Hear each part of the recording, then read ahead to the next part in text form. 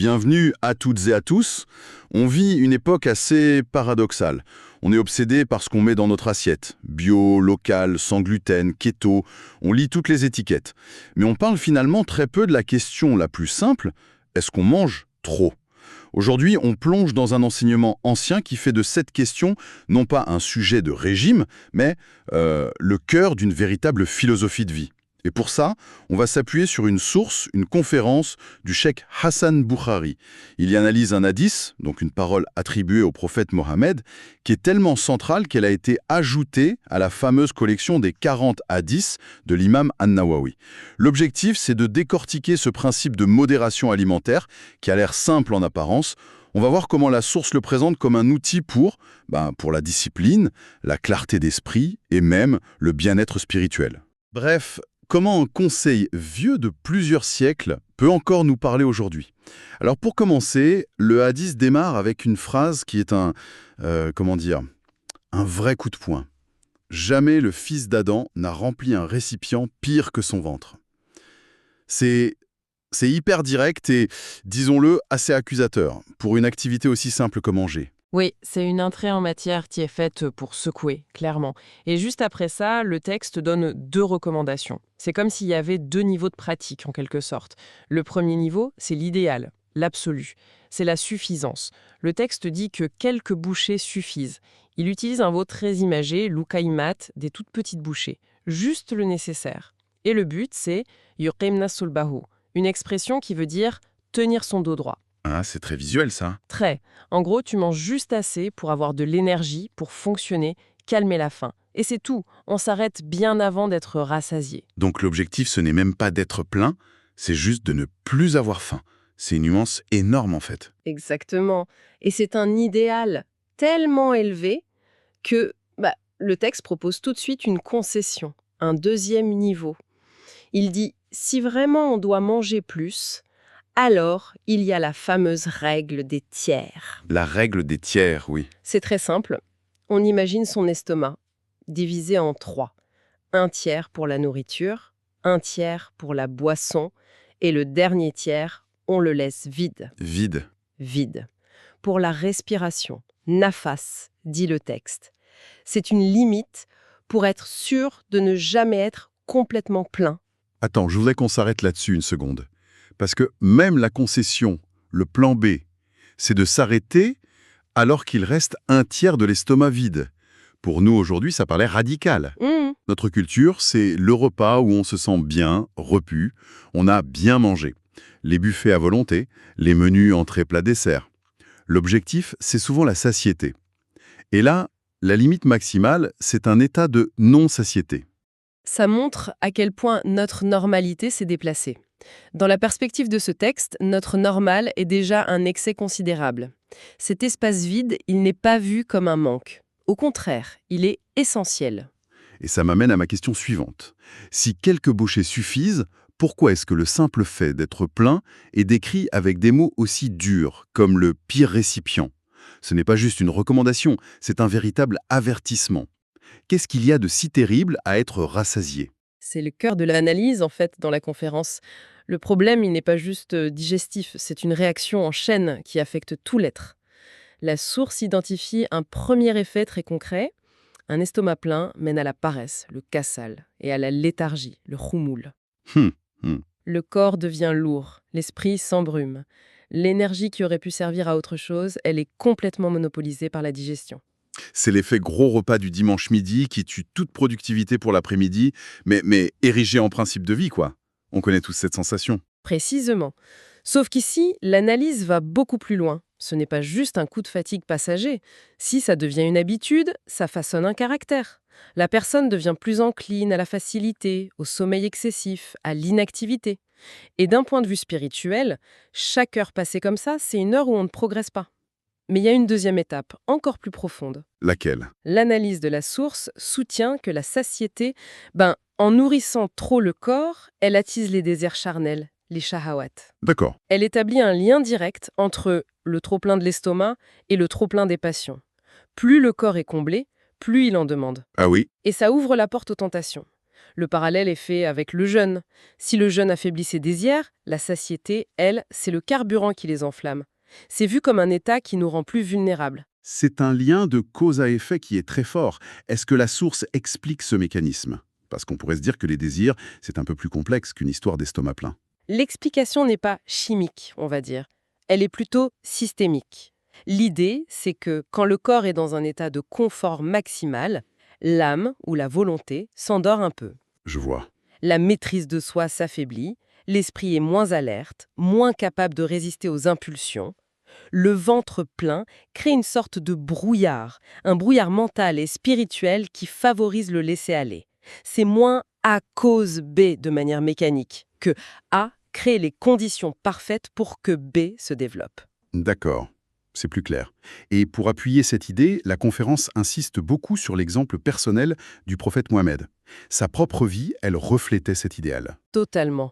L'intervenant souligne que sa vie était bien plus souvent marquée par la faim que par la satiété. Il y a plusieurs récits qui sont cités. Par exemple, il est dit qu'il n'a jamais mangé de pain d'orge à sa faim 2 jours de suite. Jamais, jusqu'à sa mort. C'est assez parlant. Ou cette anecdote très connue, il sort de chez lui en pleine nuit, la faim le tenaille et il tombe sur 2 de ses plus proches compagnons, Abou Bakr et Omar. Il leur demande ce qu'ils font là et ils répondent « la faim ». Et il leur dit « par celui qui détient mon âme dans sa main, ce qui vous a fait sortir est la même chose qui m'a fait sortir. » Quoi. C'est une image puissante. Mais la question se pose et la source l'aborde. Est-ce que ce n'était pas juste une conséquence de la pauvreté de l'époque? Une situation subie plus qu'un choix philosophique. On pourrait vite romantiser une pauvreté qui était en fait très dure. C'est un point absolument crucial. Et la conférence y répond très directement. Elle affirme qu'il s'agissait d'un choix délibéré. Ah, L'argument, c'est que de par son statut, il aurait pu être riche.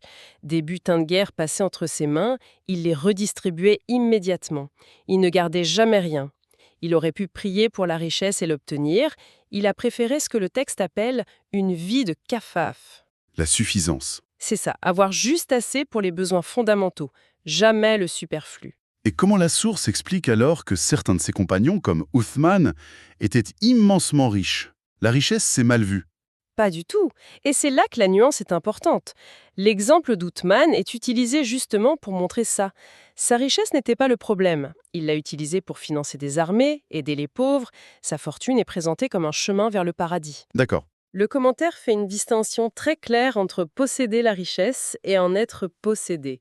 Le problème, ce n'est pas l'argent, c'est d'être consumé par sa recherche et par les plaisirs qu'il permet. Dans cette optique, pauvreté et richesse sont 2 épreuves différentes. L'une, l'épreuve de la patience, le sabre. L'autre, l'épreuve de la gratitude, le choukr. L'important, c'est comment on réagit à l'épreuve qu'on vit. Ce que je trouve vraiment intéressant, c'est que pour étayer tout ça, la conférence ne se limite pas aux textes religieux. Elle va chercher des médecins, des sages de l'époque, comme pour dire « Regardez, c'est aussi du bon sens de la science ». Oui, et les citations sont frappantes. Il y a celle d'Ibn Masawayh, un médecin chrétien très réputé à la cour des califes. En lisant ce hadith, il aurait dit, et je cite, « Si seulement les gens mettaient en pratique ces paroles, ils se préserveraient des maladies et les hôpitaux et les pharmacies seraient en faillite. » C'est une affirmation incroyablement forte, presque utopique.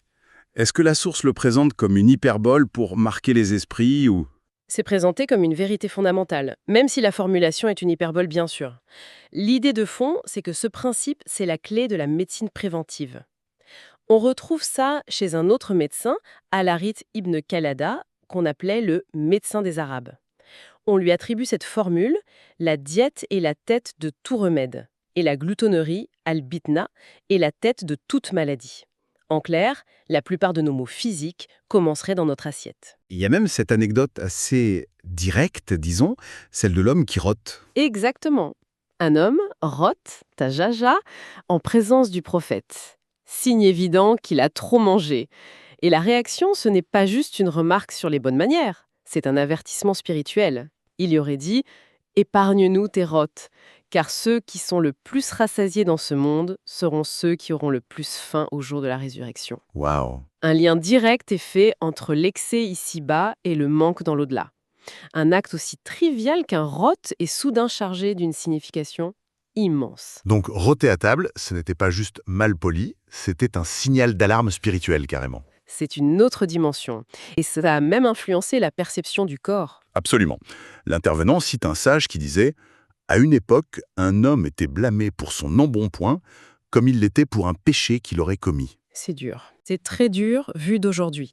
Mais la corpulence n'était pas vue comme un simple état physique. C'était la manifestation d'un défaut moral, un manque de maîtrise de soi, une indulgence. C'était cohérent avec cette philosophie. » Et ça se retrouve même chez les plus grands savants? Oui, l'exemple final, c'est celui de l'imam al-Shafi, un des plus grands juristes de l'histoire de l'islam.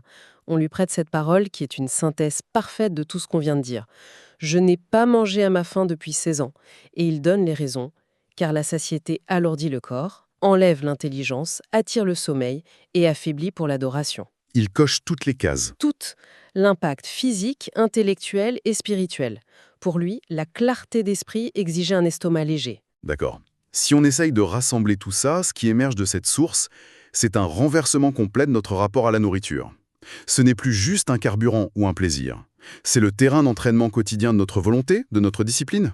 C'est ça. Le vrai enjeu, ce n'est pas de trouver le bon régime, mais de cultiver cette suffisance consciente, d'apprendre à s'arrêter juste au bon moment. C'est tout à fait ça. C'est un exercice de maîtrise de soi à chaque repas. Et pour ouvrir la réflexion, la conférence se termine sur un adage qui est à la fois simple et vertigineux. La clé de ce monde est la satiété et la clé de l'au-delà est la faim. Bien sûr, il ne s'agit pas de s'affamer, la modération est la clé, pas la privation. Mais cette phrase nous pousse à nous interroger. En choisissant délibérément de laisser un espace vide, pas seulement dans notre estomac, mais peut-être aussi dans nos agendas surchargés, dans notre consommation incessante, qu'est-ce qu'on pourrait y découvrir? C'est une belle idée. Ce vide choisi, plutôt qu'un vide qu'on subit, qui angoisse, ce serait un espace qu'on crée volontairement, pour laisser autre chose émerger. Quelle sorte de clarté, de force ou de connexion plus profonde pourrait naître de cet espace?